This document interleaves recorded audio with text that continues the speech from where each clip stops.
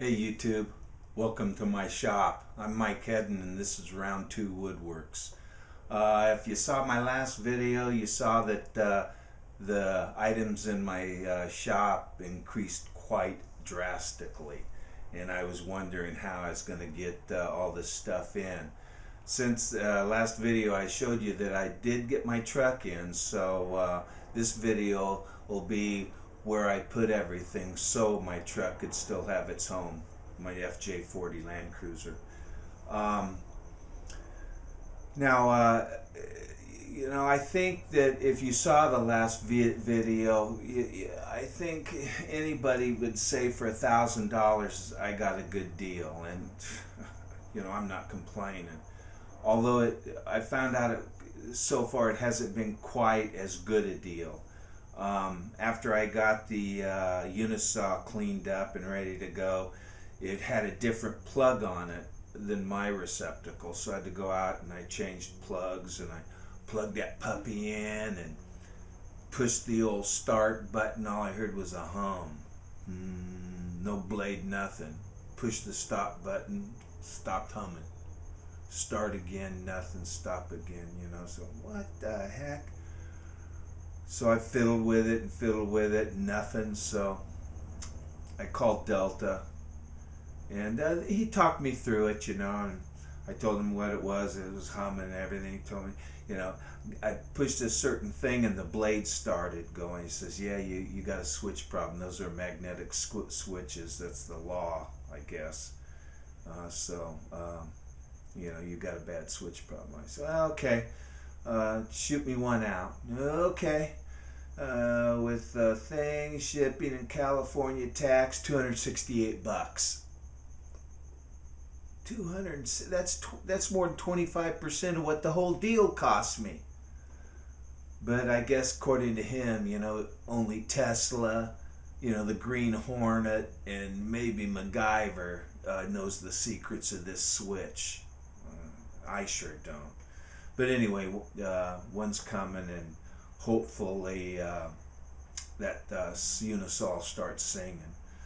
So anyway, let me give you a little tour of how I put everything in and how everything works. Now I must say, when my Toyota's in here, nothing else can be done.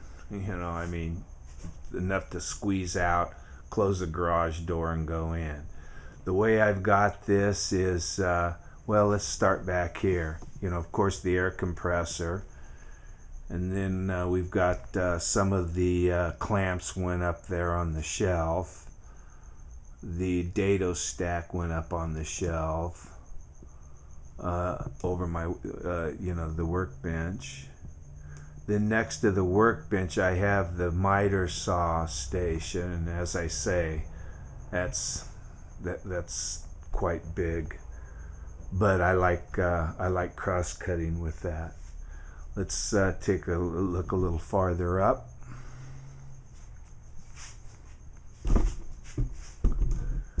Next to it you can see the European toolbox with a DeWalt 735 on top of it, and then above that, of course, I've got cabinets with sanders and saws, and moving along, cabinets above the drill press, the band saw. I've just got that station right there, that little red workstation right there in between, and then the unisaw. Now I think the unisaw cleaned up really nice. Now if you saw my other videos, you'll know that I took a big hunk on that. Right now that's it was 90 inches, and I believe now it's 65 from that very end of the bar to the end of the bar there. Now I've got legs on it, and I find that it's instead of it doesn't need those legs to hold this saw up. It's very stable. But you know, I plan on putting a router table up here, so instead of screwing these things every time, I find it's easier just to take one of these wedge blocks, you know, and just tap it in there until it's nice and sturdy. I find that's quicker and easier. Then I plan to put a Rockler router plate there on that part of the saw. Now I must say, this saw, I mean, it tuned. The blade was, when I started it with my digital gauge, pardon me, the blade was like almost 20 thousandths out. Well, let's say 17 thousandths from the very tip of the front of the blade to the tip of the back of the blade. And the Bessemeyer,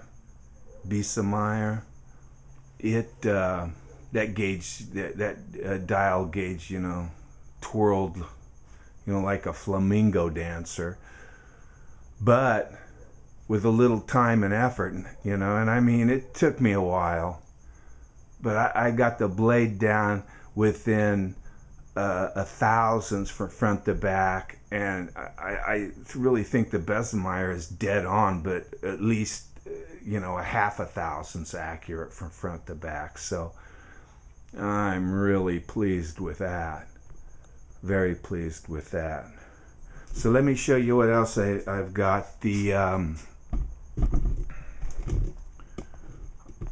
I hope you can see this. This was broke, so you know, I fixed the top drawer, and I used that Fison foam or something from Rockler. You can just kind of dig it out, and it holds your stuff real good. I believe it's called Fison foam, but I like it. It holds everything there. So there's the top drawer. This drawer just keeps my stapler and my transfer and, you know, my scissors, hobby stuff in there.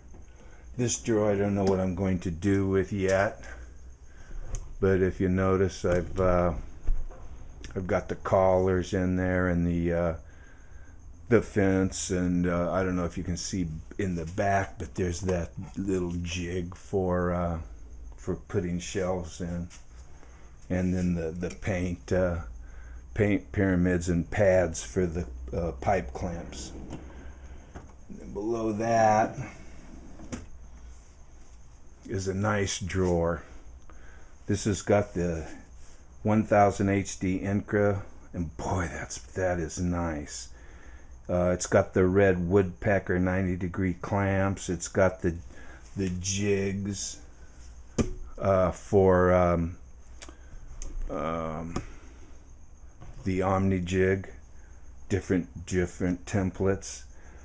It's I've got my my dial depth gauge. This is a depth gauge, and the dovetail bit, but that's all stuck in that Fison stuff too, so you know, it all comes out.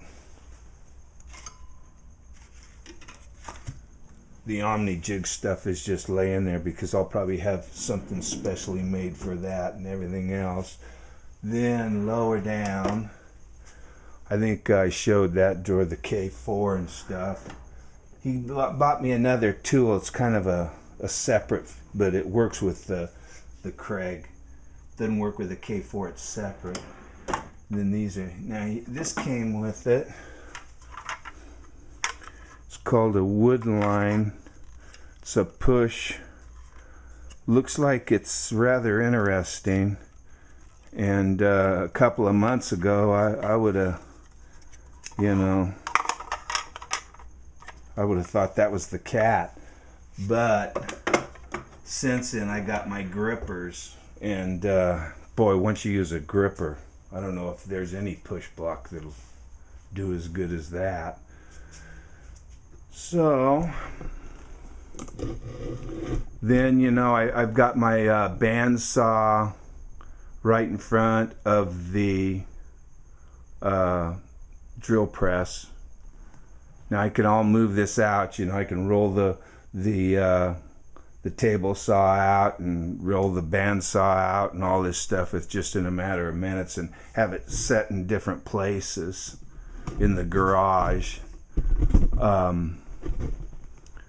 You know, there's the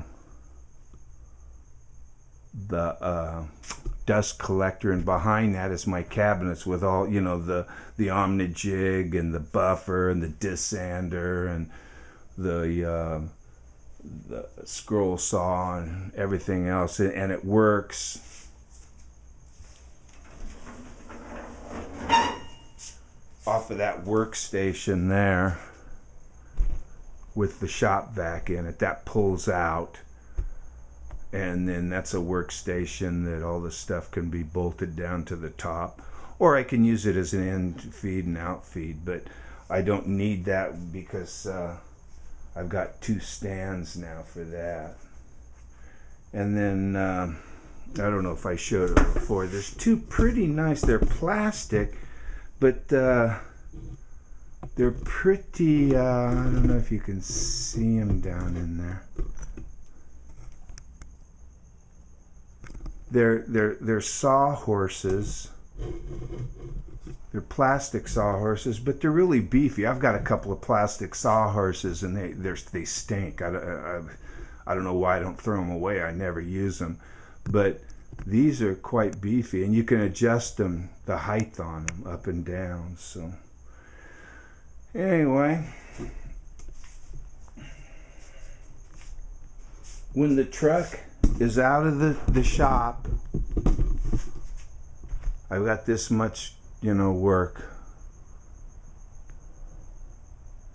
space.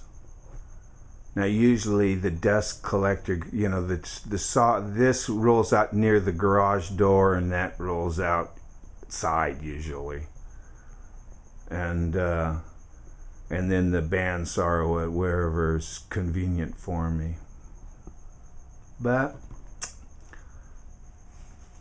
we'll see. I thank you for stopping by, and I'll update you on how that saw works. I'll tell you, I was really happy the way it tuned up. I mean, it is dead on by the thousandth. So A+ for that. So I'm sure that when the switch comes in, it'll start singing and throwing out sawdust. Or I'll be one ticked off guy. Thanks a lot, everybody. I wish you well, and you all take care now.